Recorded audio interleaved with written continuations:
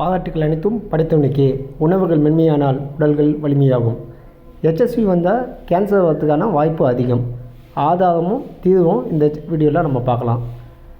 பொதுவாக பார்த்திங்கனாக்கா இன்றைய ஆங்கில மருத்துவம் எல்லா விஷயத்துக்கும் எவிடன்ஸ் வச்சுருக்காங்க. ஆனால் அதை முழுமையாக குணப்படுத்துறதுக்கு தான் அவங்கக்கிட்ட மருந்துகளும் அதற்கான காரணங்களும் சரியாக கண்டுபிடிக்க முடியாமல் இது உலகத்திலேயே குணப்படுத்த முடியாத நோய் அப்படின்ற மாதிரி ஒரு மாய பிம்பத்தை அவங்க ப்ரொடியூஸ் பண்ணியிருக்காங்க. ஆனால் நம்மளுடைய தங்க தமிழ் மருந்து என்னும் தமிழ் மருந்து உலகம் ஃபுல்லாக இன்றைக்கி பயணித்ததுக்கு பல மக்கள் இன்றைக்கி குணமாகி சந்தோஷப்படுறாங்க. அதில் உடம்பில் இருக்கக்கூடிய சூடு, உஷ்ணம், எரிச்சல், கடுமையான புண்ணு இந்த மாதிரியான விஷயத்தெல்லாம் குணப்படுத்துறது எப்படின்னு சொல்லிட்டு நம்ம அதிமதுரத்தை பற்றி ஒரு வீடியோ ஒன்று போட்டிருப்போம். அந்த அதிமதுரம் பலவிதமான நன்மைகளை பண்ணோம். இது நம்ம தங்க தமிழ் மருந்தோட ஒரு முக்கியமான தங்க மருந்து. அது மட்டும் இல்லாமல் தலையை மொட்டை அடிக்கும் போது உடல் சூடு தணியும். அது மட்டும் இல்லாமல் பாதிக்கப்பட்ட பகுதியில் வேப்பு எண்ணெய் நம்மளுடைய தங்க தமிழ் மருத்துவத்தில் ஒரு முக்கிய தலை சிறந்த ஒரு மருந்தாக சொல்லப்படுகிற வேம்பு பாதிக்கப்பட்ட எண்ணெயில் அப்ளை பண்ணால் போதும். உணவில் பார்த்திங்கன்னா அதிகப்படியாக முருங்கைக்கீரை, முருங்கைக்காய் போன்ற உணவுகளை நிறைய சேர்த்துக்கணும்.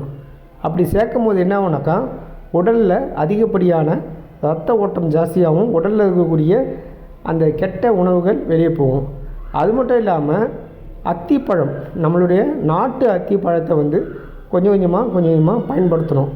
இன்றைக்கி ஹைப்ரிட் அத்திப்பழங்கள் நிறைய இருக்குது. நாட்டு அத்தி மரங்களும் காணாமல் போச்சு, அத்தி பழமும் காணாமல் போச்சு. அதனால் நம்ம உணவுகளை தேடி தேடி எடுத்து சாப்பிட்டீங்கன்னா சீக்கிரமாக இந்த பிரச்சனையிலேருந்து எளிமையாக நீங்கள் குணமாகலாம். இதையும் நான் சொல்லலை, என்னுடைய தாத்தனுக்கு தாத்த வள்ளுவ பெருமான் அவர்களால் பல விஷயத்தில் சொல்லப்பட்டிருக்குது. எல்லா விஷயத்துக்கும் மருந்துன்னு போக தேவை. மருந்து எப்படி இருக்கணும், மருத்துவர் எப்படி இருக்கணும், மருந்து சாப்பிடக்கூடிய அட்டெண்டர் எப்படி இருக்கணும், மருந்து சாப்பிடவர்களுடைய மனநிலை எப்படி இருக்கணும், ஏன் மருந்து சாப்பிடும்போது அசைவ உணவுகளை தவிர்க்கணும், அசைவ உணவில் என்ன இருக்குது, ஏன் அசைவ உணவு சாப்பிடும்போது உடலில் அதிகப்படியான ஹீட்டு உற்பத்தி ஆகுது, இந்த மாதிரியான எண்ணிலடங்கா பல நல்ல விஷயங்கள் நம்முடன் இருந்த சித்த பெருமக்கள் ஆன்மீக வழியாகவே சொல்லி போயிருக்காங்க. அதை ஜஸ்ட்டு ஃபாலோ பண்ணால் போதும்.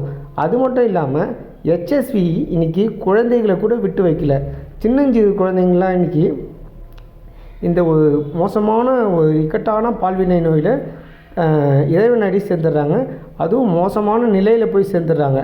இந்த HSV நோய் வந்தால் என்ன பண்ணணுன்னாக்கா இது உடலில் இருக்கக்கூடிய அனைத்து விதமான ரத்தத்துலேயும் கலந்து அது எங்கெங்கெல்லாம் கெட்ட செல்கள் இருக்குதோ அங்கங்கெல்லாம் அது சென்றடைஞ்சு உடம்புல மிகப்பெரிய பாதிப்பு உருவாக்கும். இதெல்லாம் நம்ம முழுமையாக குணப்படுத்தி பல விதமான ரிப்போர்ட்டில் நம்ம ப்ரூவ் பண்ணியிருப்போம். ரிப்போர்ட்டு நம்ம சேனலில் இருக்குது. அது மட்டும் இல்லாமல் சிறுநீர் பகுதியில் வரக்கூடிய எல்லா தொந்தரவுகளுக்கும் லிங்கா ஆயில்னு சொல்லிட்டு நம்ம சேனல்லேயே போட்டிருப்போம்.